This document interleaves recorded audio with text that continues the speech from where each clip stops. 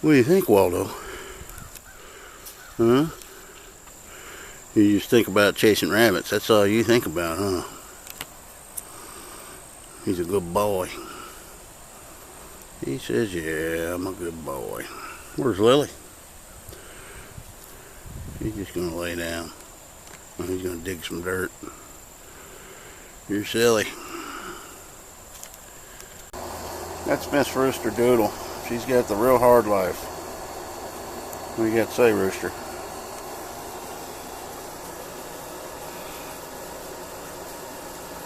Yeah? Look like a lizard, not a rooster. Miss Lizard. When we start calling you Lizard? She don't care. She loves that bed though. Oh man. I had it on the bed next to me last night. She stayed in it all night long. We gotta get rid of these boys. Look at them. Next time I'm in town, I'm buying their death sentence. Then I can tear this thing down. Well, I'm back here. I'll show you what I'm thinking of doing.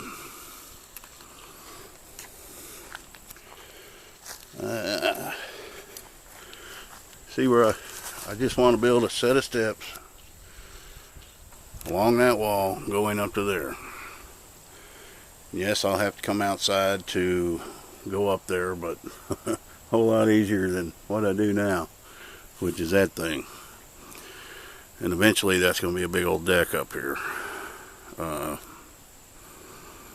I got to get some steps built. I'll build them out of anything. I don't care right now, because all this is going to be enclosed. I'm going to pull all this stuff off this wall. Get that that's where the old door was, where that green tin is. I covered it up.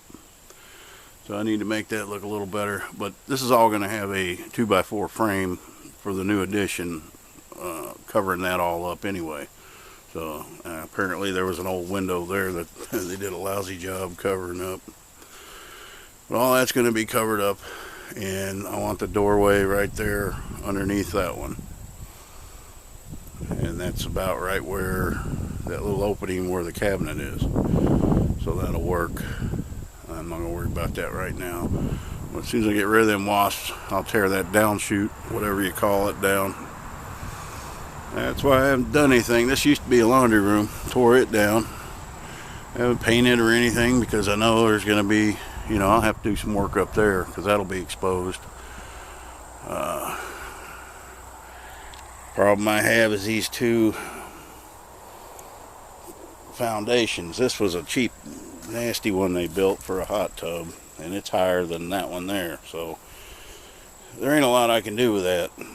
And with the cost of lumber, I think I can just pour concrete, a big slab, for probably not much more than what the lumber would cost me, because I'd have to buy, 2x12s and all that, 2x8s, whatever. And I don't think concrete would be a whole lot more and be a lot more stable. But we'll get to that point. I'll decide what to do when we get there. I gotta get that out of here. I just wanted to show you guys, this is what I bought last winter. I ran it out of one of them the smaller tanks, about the size you have with a grill, gas grill. I don't know, over 20 gallons or something like that. But just running on the low, that dude kept my cabin nice and toasty. Except for when we got the really cold snap, I had to run the other one as well. But for the most part, and that cost me $89. I think the hose cost me another $25. And then I went ahead and bought another tank, so I'd have two of them that size. That way I could always have one full. But yeah, they're called Portable Buddy by Mr. Heater. You can get them about anywhere. You can burn them inside. They don't have any fumes. Some people are scared to have a propane tank in the house, but I mean, that's what they're made for. And they will run, let me see here. You can also run off of these. Let's see if I can get it in the light. These little portable propane tanks, and they'll screw right there in the side. But I ran the hose. I could burn through one of these.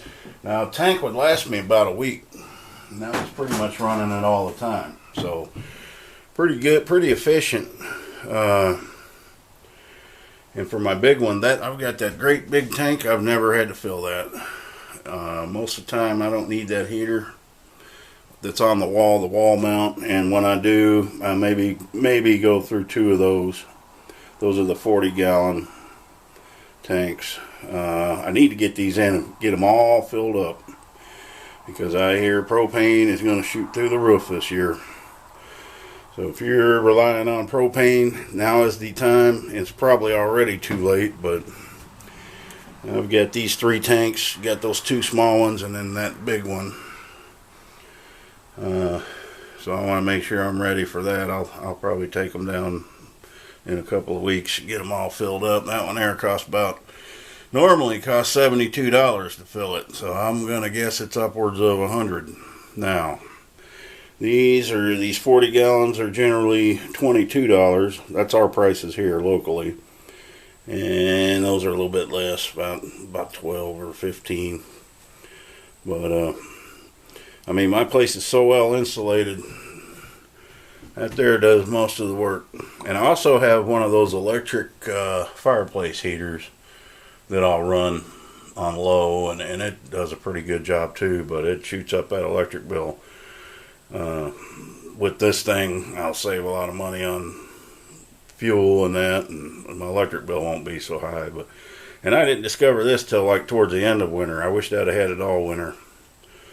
So for, $150 investment, that's pretty much all. And during the day, I hardly had to run anything. I mean, it usually gets warm here during the day. You don't really need to run much heat.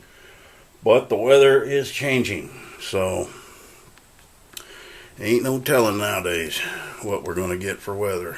So I may have to mow one more time, but what I like to do, I bought this in 2018. I bought this mower brand new, and that's the original battery. Before it gets below freezing, you want to pull your batteries out of your mower. I bring it in the house, I set it on a shelf, and before I put it back in the spring, I'll throw the battery charger on it, and it's usually at 70%, and that's after using it all. Waddles, you guys calm down in there. That's after using it all summer. So if you bring your batteries in the house, they will last a long time. Otherwise, you're lucky if you get a year, maybe 2 years out of them, because they don't do those ATV batteries, mower batteries. They don't do well in the cold. So just bring them in, and that works for me. Old man taught me that, and I started doing that, and he was right. He had one that lasted 9 years. Didn't have to do anything. Just brought it in, charged it up before he put it out. Kept it going. Alright guys, that's it. We're probably going to get some wind. I'm going up in here. I'm going to see if I can find my barbed wire fence that marks the end of my property. This is where that bear come out of. This is what all the land looked like when I bought it. You couldn't hardly walk through here. Hang on, we're coming. Alright, we bob and weave.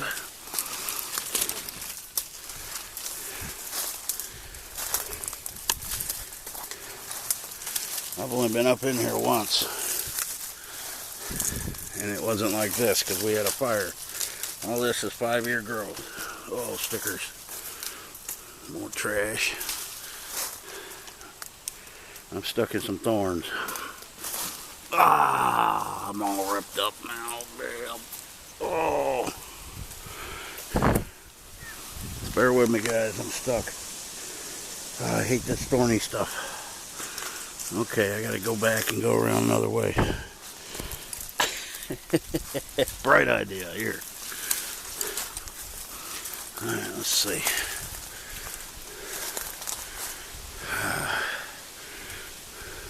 How did I ever get in here?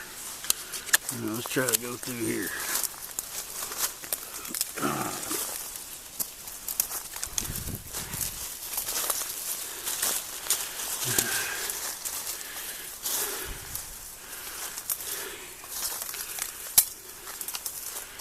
I'm looking for barbed wire.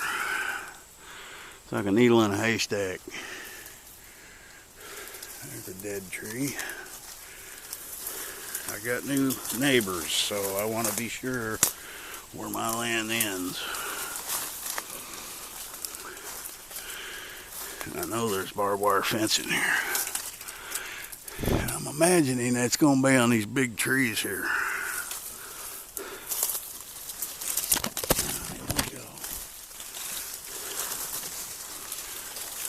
Welcome to Arkansas.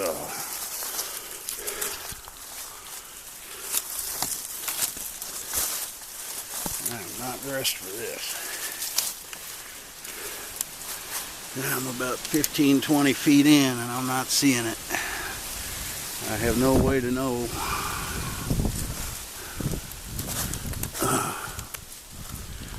There it is.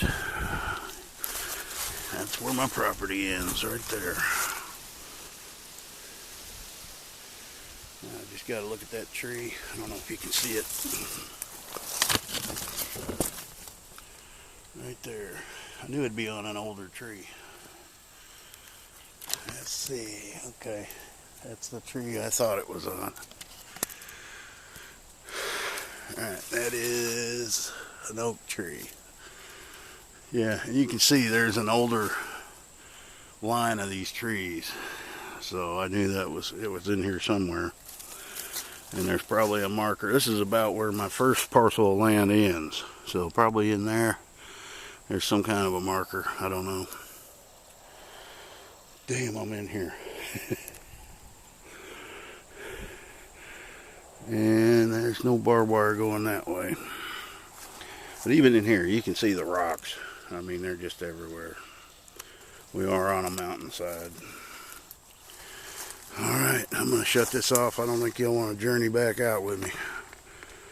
Happy trails.